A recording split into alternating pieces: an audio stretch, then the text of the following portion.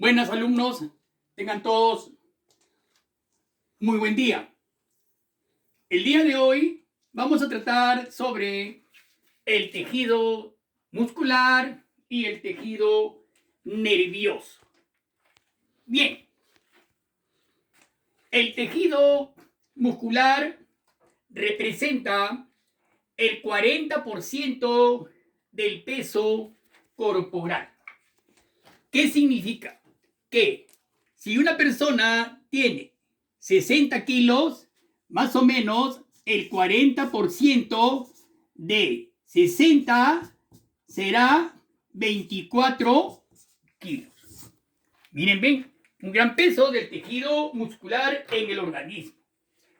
Está constituido por un conjunto de numerosos músculos responsables del movimiento del cuerpo.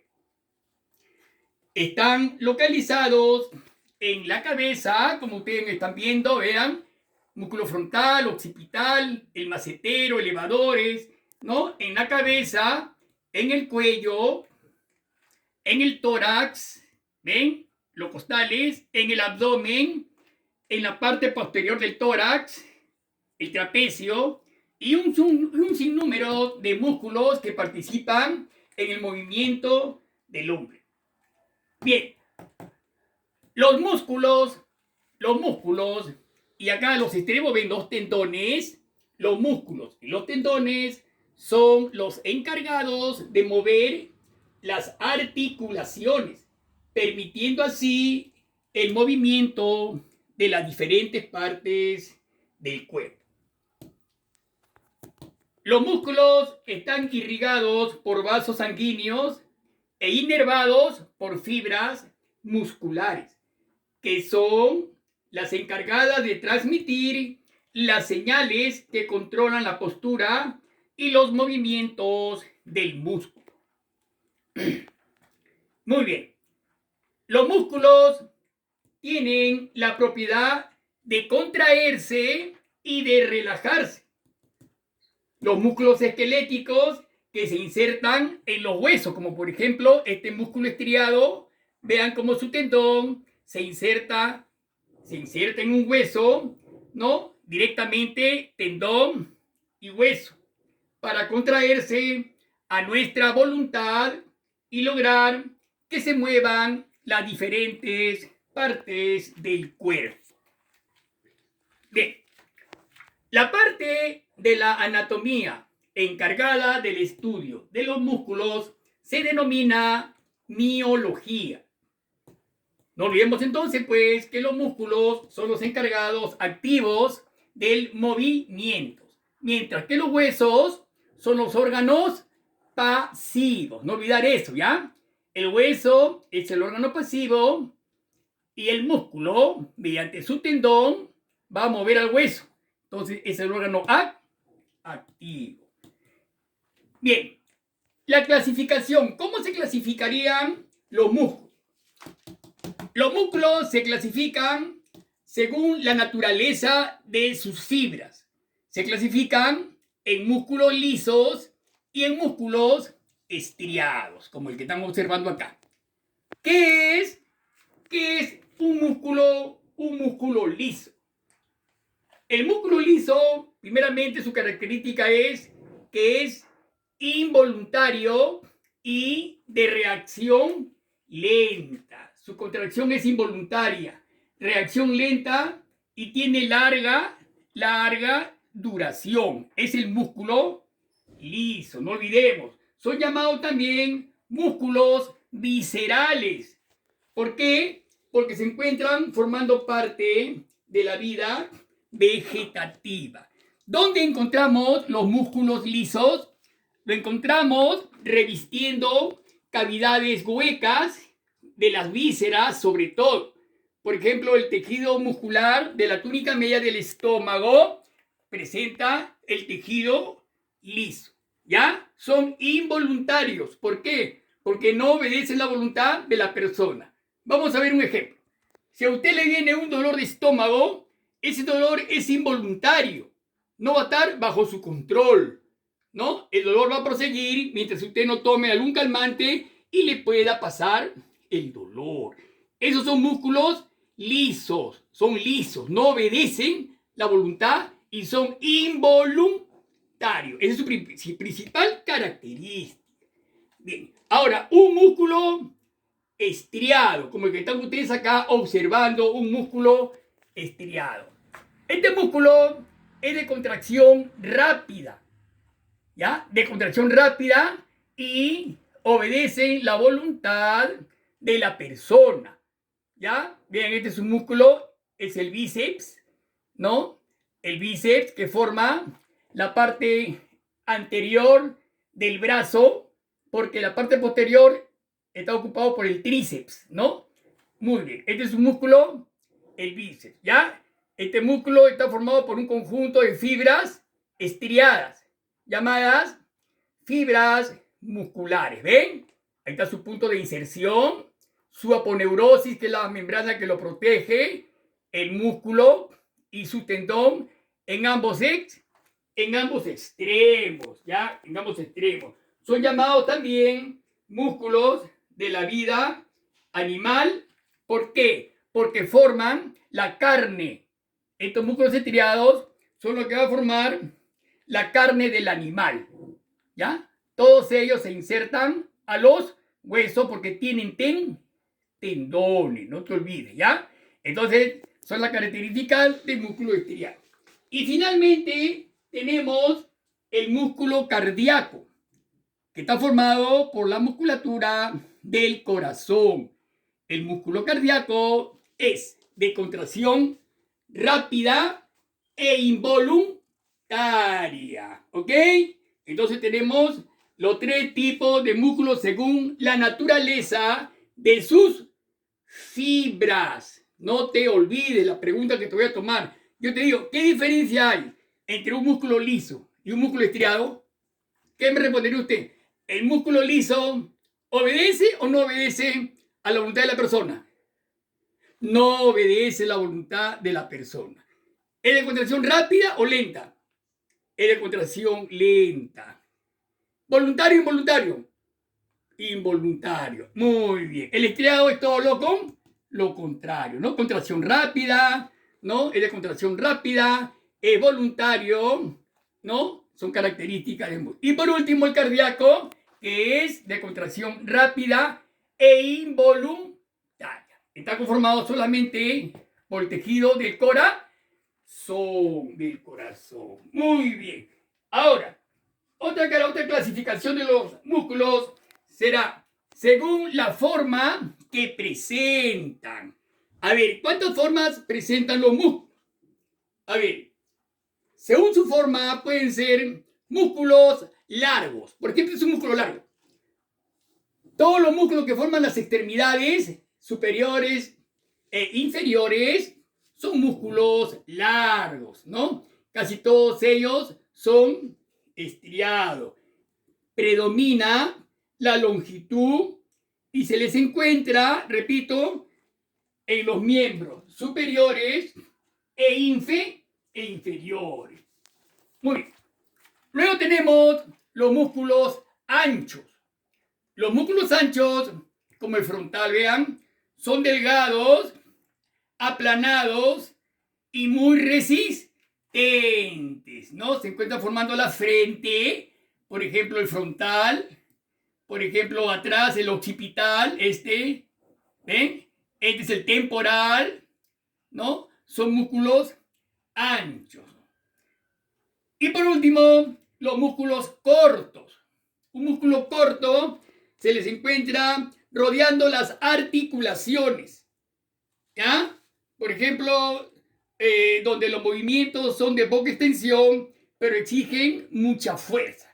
Un ejemplo, las articulaciones de las falanges, por ejemplo, ¿no? En la mano tenemos los dedos que están formados por falange, falangina y falangeta, ¿ven? Tres deditos, ¿ven? Tres partes. Falange, falangina y falange. Entonces, acá están los músculos insertándose falanges entre las falanges. Y tienen gran resistencia, no son músculos cortos, ¿ya? No te olvides entonces, por la forma que presentan, pueden ser largos, ¿qué más? planos y cortos, que son las falanges. Y finalmente, también se clasifican por la situación que ocupan. Por la situación que ocupan, pueden ser superficiales. Por ejemplo, son los que están casi debajo de la piel, ¿no? Por ejemplo, el frontal es un músculo superficial, ¿no? Los músculos de la cabeza y del cuello, ¿no? Su mayoría son músculos superficiales, ¿ya? Entonces no te olvides por la posición que ocupan superficiales, ¿no? Y profundos. Los profundos son los que se hayan situados profundamente ligados a los huesos, ¿no? Sobre todo los músculos internos, los músculos profundos, ¿ya? Los intercostales están cerca de la costilla, ¿no? Los intercostales también están ahí, son músculos profundos, ¿no? Algunos músculos del cuello, ¿no? Por ejemplo, ¿no? Son músculos profundos. Bien, chicos. Bien, entonces, está todo claro hasta ahí, creo. Bien, veamos dos conceptos básicos muy importantes también sobre los tendones y la aponeurosis. ¿Qué son tendones, alumnos? Antes les dije, tendones son las extremidades de los músculos. En este caso, un músculo largo presenta tendón superior e inferior, casi siempre adherido a un hueso para darle movimiento, ¿no? Es una fibra, los tendones están formados por fibras fuertes y bastante resistentes, ¿no? Es bien difícil que se rompa un tendón, pero también se puede romper. Por ejemplo, si el tendón de Aquiles, que bien está en el talón, ¿no? Es un tendón bastante fuerte, bastante fuerte, muy importante. Muchas veces jugando pelota los deportistas, por ejemplo, sufren bastante de la rotura de este tendón, ¿no? El tendón de Aquiles, por ejemplo, ¿no? Bien. ¿Qué sería entonces ahora una aponeurosis, alumno? Miren, la aponeurosis es una membrana que cubre, membrana fibrosa que envuelven a los músculos. Tienen por función, ¿cuál es la función? Impedir, ¿no?, que el músculo se desplace lateralmente cuando se contrae, ¿ya? No olvidemos que el músculo presenta dos funciones básicas que son la contracción y la relajación. Se contrae y se relaja el músculo constantemente, ¿ya? Muy bien. Acá, alumnos, les he puesto algunas formas musculares. Por ejemplo, tenemos el bíceps. Es dos músculos, ¿eh? Ahí están sus dos tendones, son dos músculos unidos que forman la cara anterior del brazo. ¿Dónde está qué hueso? El húmero, ¿no? El hueso del húmero se llama, el húmero se encuentra en el brazo, ¿no? Ahí están los dos tendones, ¿no? Otro más, un músculo plano, por ejemplo, puede ser el músculo de la cabeza, un frontal, un parietal, un temporal, un occipital. Son músculos planos que carecen de tendones, miren, ve. Solo tienen aponeurosis a ambos lados para unirse con el otro hueso, ¿ya? Músculos planos. Un músculo corto, mira, ahí está el cúbito y el radio, ¿eh? Un músculo corto del antebrazo, ¿eh? Músculo corto, el músculo chiquito, mira cómo une los dos, el cúbito y el radio, ¿eh? Cómo los une. Son músculos cortos. Este es un músculo largo o fusiforme, ¿no?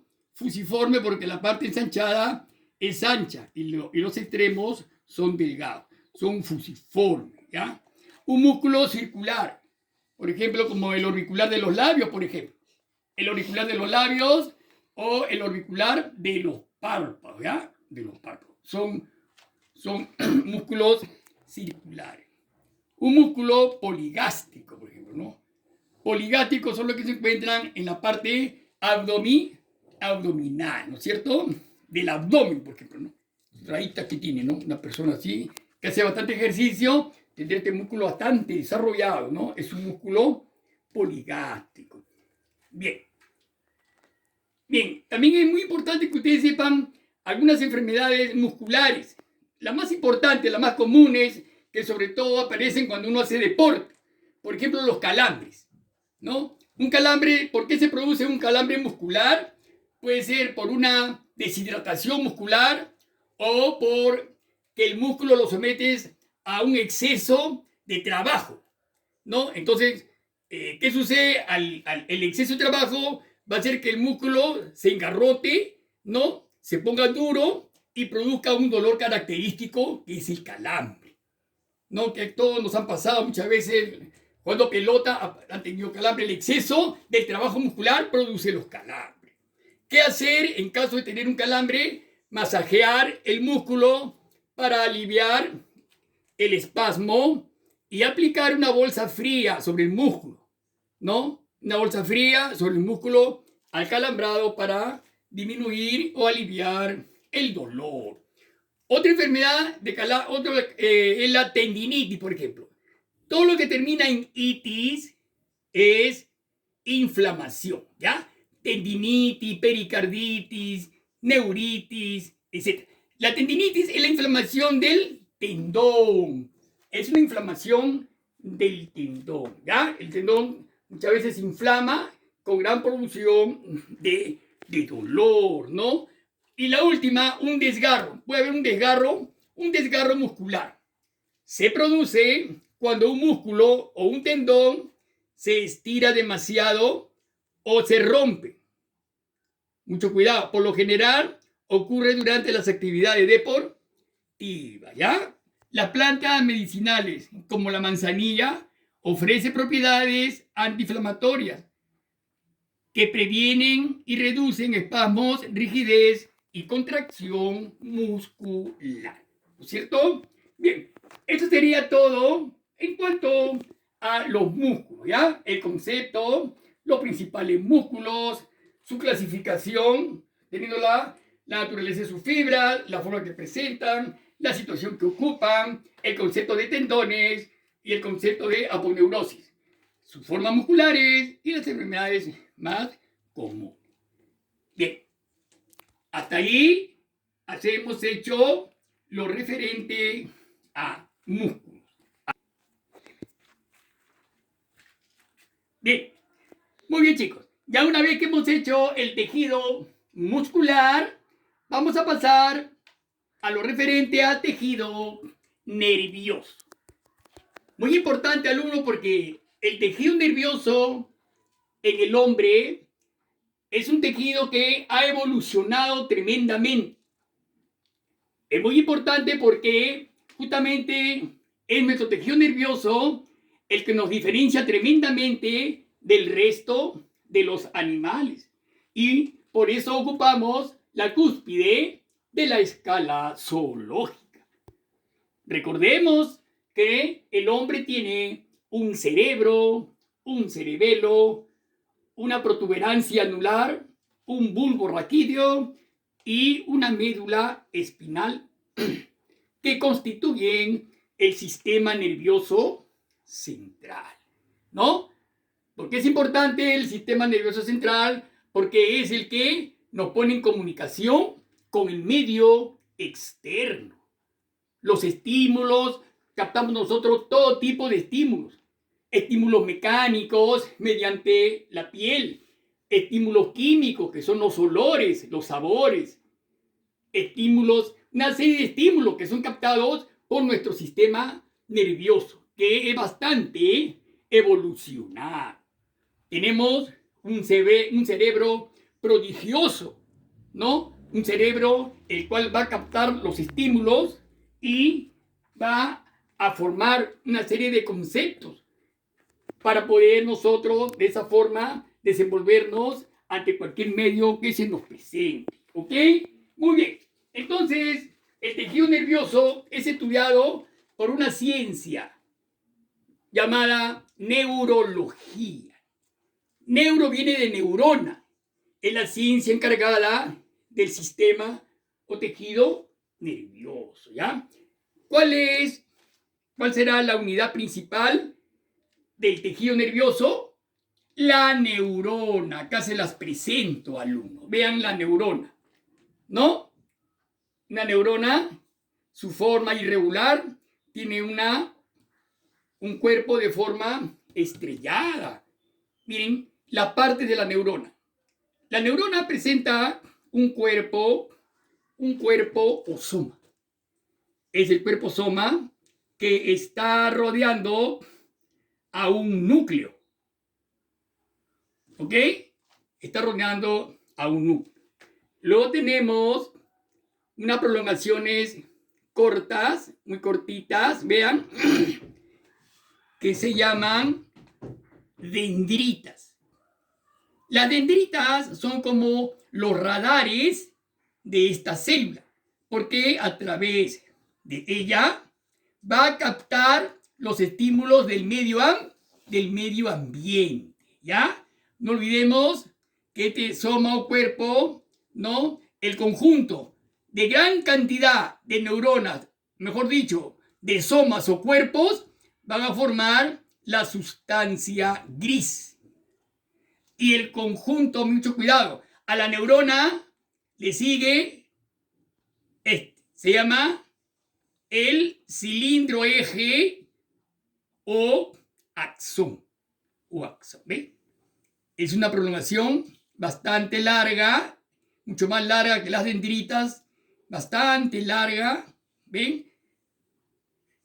Que está rodeada por una sustancia amarilla compuesta de tejido lipídico, de lípidos, que es la mielina. Mucho cuidado.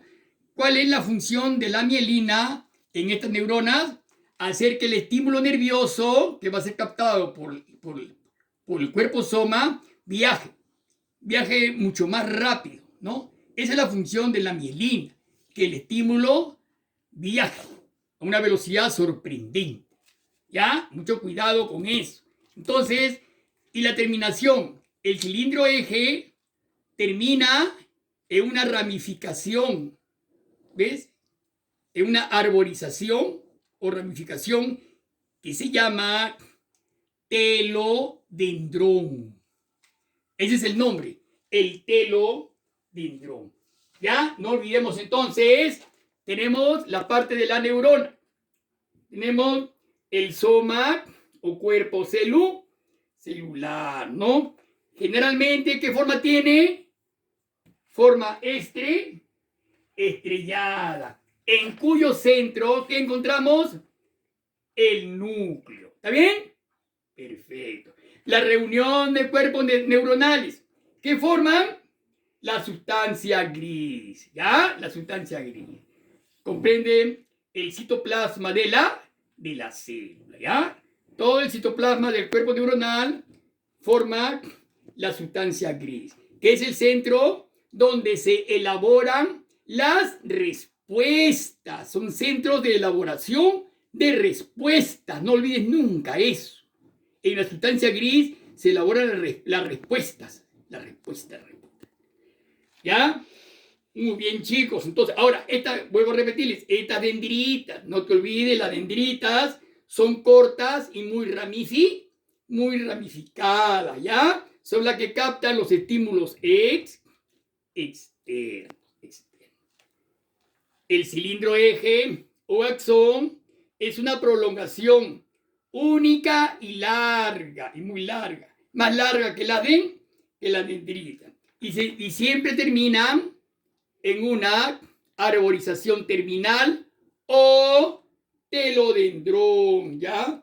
Está recubierto por una sustancia amarillenta llamada mielina, ¿ya? ¿Qué tiene? ¿Cuál es la función de la mielina? Acelerar el estímulo nervioso, ¿ya? Acelera el estímulo nervioso.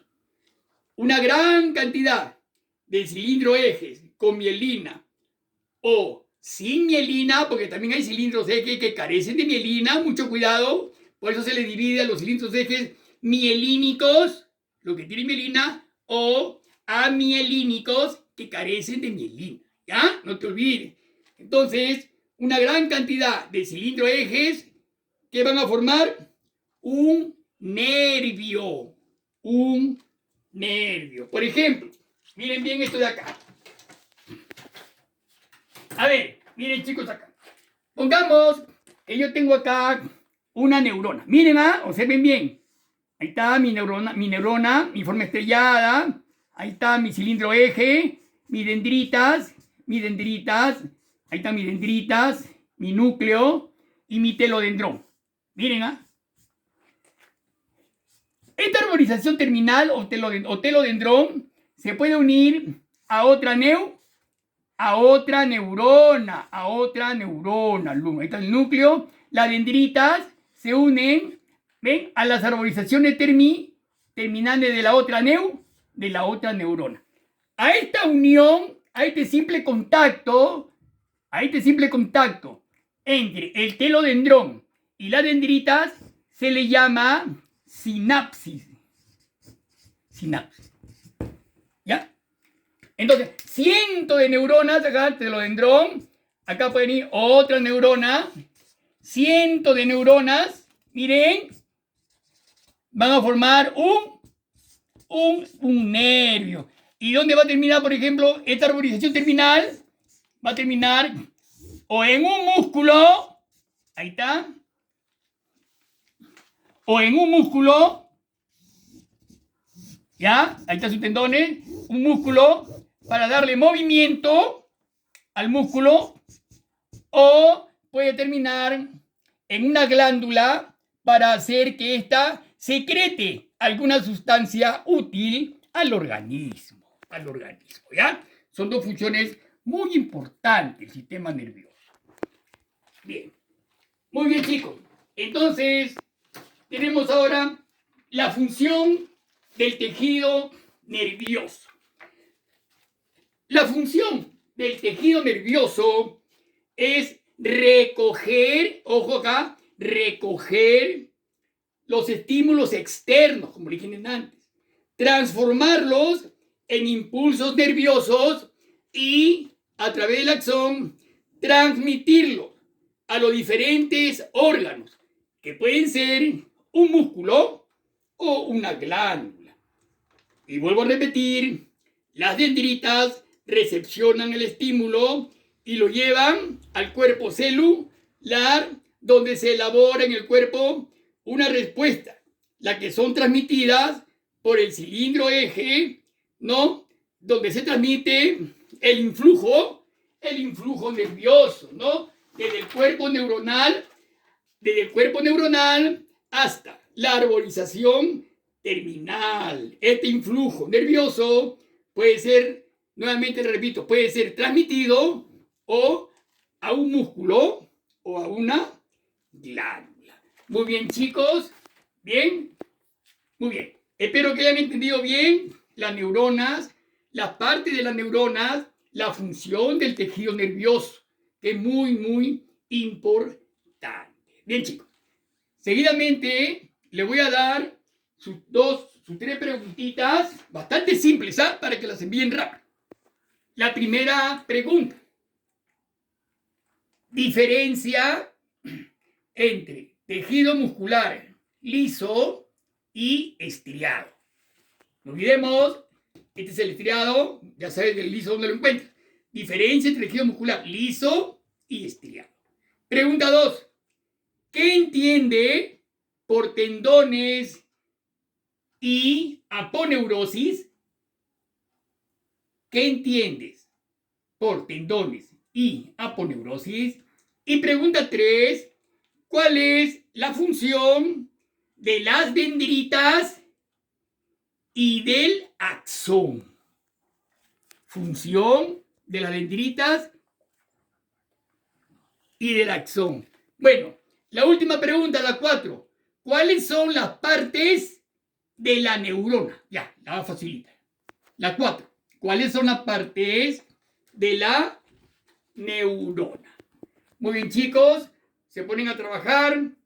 Y eso es todo. Muchísimas gracias. Y será hasta una nueva oportunidad.